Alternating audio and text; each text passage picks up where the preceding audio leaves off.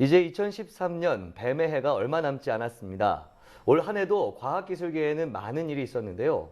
언제나 그랬듯이 좋은 일도 있었고 안타까운 일도 있었습니다. 네, 오늘은 2013년 국내 과학기술계에 어떤 일들이 있었는지 한 해를 돌아보는 시간 가져보도록 하겠습니다. 서강대학교 이덕환 교수 나와 계십니다. 교수님 안녕하세요. 네, 안녕하세요. 네, 과학기술계에도 한 해 동안 정말 다사다난했던 많은 일들이 있었는데요. 좀 정리를 해주실까요? 예, 정말 다사다난했던 것 같아요. 네. 시작은 아주 좋았습니다. 1월 달에는 두 번의 실패를 딛고 세 번째 나라호가 성공적으로 발사가 됐고요. 네. 2월 달에는 이공계 출신의 최초의 여성 대통령이 취임을 했습니다.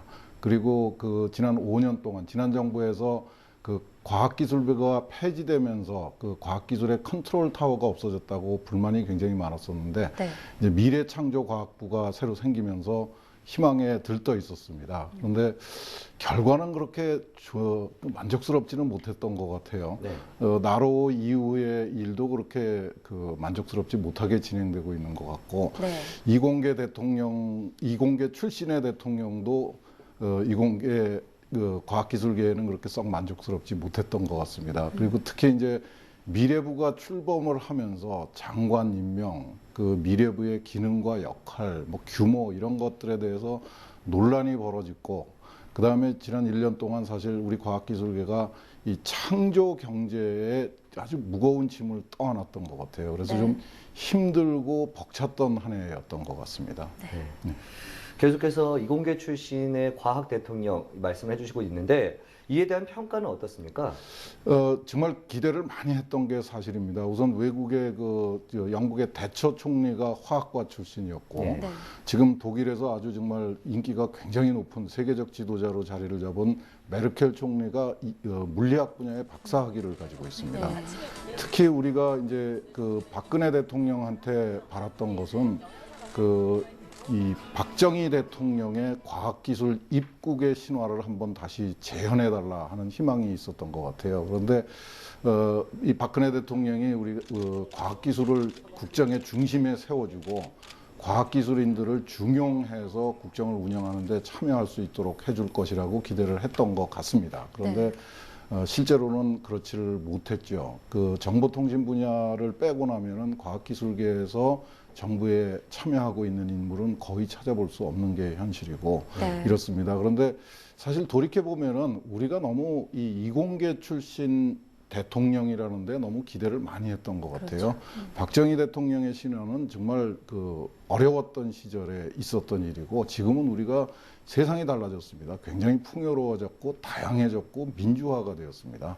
그래서 이제 우리 대통령에 대한 기대도 좀 달라져야 되지 않는가 그런 생각을 해봅니다. 네, 기대를 많이 했던 만큼 또 기대에 미치지 못했던 부분도 좀 있었다라는 예. 말씀이신데요. 또 하나 기대했던 부분이 있죠. 바로 미래창조과학부의 출범이었습니다. 예, 이 부분이 예. 정말 아쉽습니다. 네. 미래창조과학부가 이제 과학기술을 이 총괄해서 끌고 나가서 이 국가의 경쟁력을 높여주고 우리의 삶의 질을 진흥시켜주는 그런 정말 중요한 미래 창조의 핵심 부처가 될 것을 기대를 했었는데 네.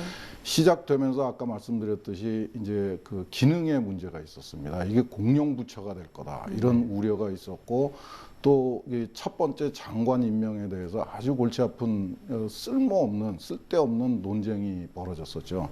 그렇게 어렵게 출범을 해서 지금에 이르렀는데 좀 아쉽습니다. 1차 관실, 과학기술 분야하고 정보통신, ICT 분야가 융합을 하지를 못하고 마치 딴 분야인 것처럼 이렇게 겉돌고 있고 이 창조경제의 핵심이 뭐냐, 이게 창조경제의 의미가 뭐냐 하는 것도 정확하게 밝히지를 못하고 있는 것 같습니다. 이 지난 5년 동안은 과학기술이 교육에 치여서 그 힘을 발휘 못했는데 지난 1년은 그 과학기술이 ICT에 치여서 아무 일도 못했던 이런 한 해가 아니었나 싶어요. 네. 네. 사실 정부에서 과학기술을 사회 문제 해결에도 조금 적극적으로 내세우겠다 이런 말을 했었는데 결과는 어땠습니까? 정말 과학기술을 이용해서 풀어야 될 사회 문제가 굉장히 많죠. 경제 문제가 대표적이고요. 그거 말고도 뭐 지구 온난화에 따른 기상변화, 뭐 원자력 오염에 관한, 방사성 오염에 관한 문제, 뭐 수도 없이 많은 과제가 있는데 이 정부에서 그동안 이 사회 문제 해결을 외치면서 실제로는 그냥 기존의 기술 만능주의에 젖어 있었던 거 아닌가. 네. 정부가 고작 내놓은 것이 뭐 층간 소음을 해소하는 바닥재를 개발하겠다, 뭐 이런 정도였는데 정말 과학기술이 현대사회에서 할 수 있는 역량을 보여주지를 못한 것 같아요. 앞으로는 이 과학기술을 이용한 사회문제 해결뿐만 아니라 이 미래 세대들이 과학기술을 정확하게 이해하고 더 잘 적응할 수 있도록 과학 교육에도 더 많은 신경을 써야 될 것 같습니다. 네. 지금까지 2013년 그 과학계에 좀 다사다난했던 일들을 정리를 좀 해봤는데, 그럼 다가올 2014년 과학기술계 좀 어떻게 전망하고 계십니까? 쉽지는 않을 것 같습니다. 네. 우선 우리가 창조 경제의 짐을 어떻게 떠안고 갈 것인가, 이걸 포기할 수도 없는 노릇이고요.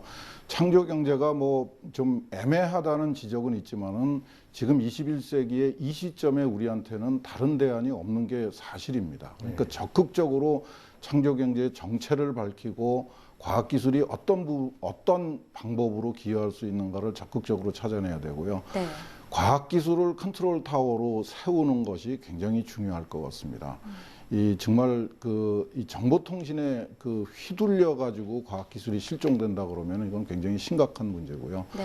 또 사회에 대해서 사회적으로 과학기술의 중요성을 좀 적극적으로 인식시키기 위한 노력이 굉장히 중요할 것 같습니다. 네, 정리를 하고 보니까 올 한 해 우리 과학기술계에 굉장히 많은 일들이 있었는데 내년에는 정부의 또 다양한 노력을 통해서 많이 또 발전했으면 좋겠습니다. 네, 그렇게 돼야죠. 네, 네. 오늘 말씀 고맙습니다. 고맙습니다. 예.